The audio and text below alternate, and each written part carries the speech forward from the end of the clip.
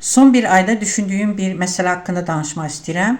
Yəni həmişə sual gəzir beynimdə, ətrafda olan hadisələri, nəsnələri müşahidə etdikdən sonra ki, bu ölkədə nə qədər xəstə uşaq var. Yol gedirsən, yolda görürsən öz xəstə uşaqlarını həkimə aparan gəlinləri, kartları görürsən xəstə uşaqlar üçün pul yığılan. Ondan sonra bir şagirdim deyir ki, bəs müəllimə eşidibsiz, bu qohum nikahları niyə qadağan edib hakimiyyət? Çünki onlardan xəstə uşaqlar doğulur və hakimiyyət pensiya verməyə məcburdur və buna görə də bax bunu qadağan eləyiblər. Buna da inanıram. Çünki qadağalar qanun qorunmayan, yəni qanunun aliliyi qorunmayan bir ölkədə qadağalar əksinə onlardan yan keçmək üçün və rüşvət üçün daha mümbit bir şərait yaradır və xalqın cibinə hər vasitə ilə girən bu hakimiyyətin bunu edəcəyini də kimsə şübhə etmir. Yəni hakimiyyət, yəni bizim toplumun genində dolandırıcılıq var.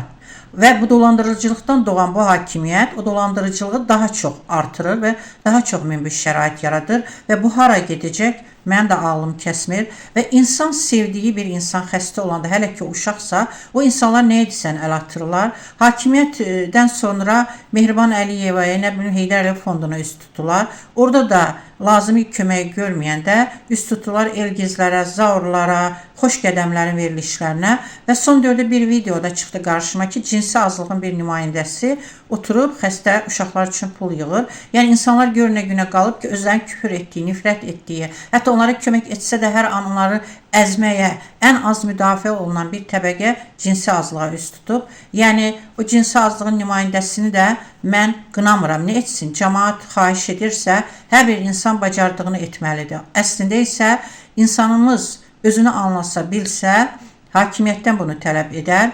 Çünki əksinə ondan bundan dilənmək ayıbdır. Nəinki o dövlət qabağına çıxıb, o meydana çıxıb tələb etmək əksinə ən sayğıdəyər bir duruşdur. Amma bunu etmirsiniz, ayıb olan şeyləri edirsiniz, ayıb olmayana qarşı getmək cəsarətiniz yoxdur. Amma mən deyərdim ki, hakimiyyət bunun üçün bir fond yarada bilərdi. Bu qədər sömürürsünüz bu ölkəni. Bari xəstə uşaqlar üçün bir fond yaradın və onun üstünə də belə deyək, sui istifadə olunmasın deyə xalqın güvəndiyi insanları qoyun və şəffaf olsun onun bütün xərcləri, hər şeyi və insanlara hesabat versin. Yəni bari bunu edə bilərsiniz. Bundan başqa təkcə qohumluqlardan xəstə uşaqlar doğulmur. O doğum evləri var, hansı ki o ginekologiyanında çox vaxt insanlar, onu seçənlər daha çox orada pul var deyə tibbin bu sahəsini seçirlər və onlar üçün orada doğan qadınlar elə bil ki pul mənbəyidir. Mən özüm də o yolu 2 dəfə keçdim və görmüşəm ki orada doğru düzgün doğuş qəbul etmirlər.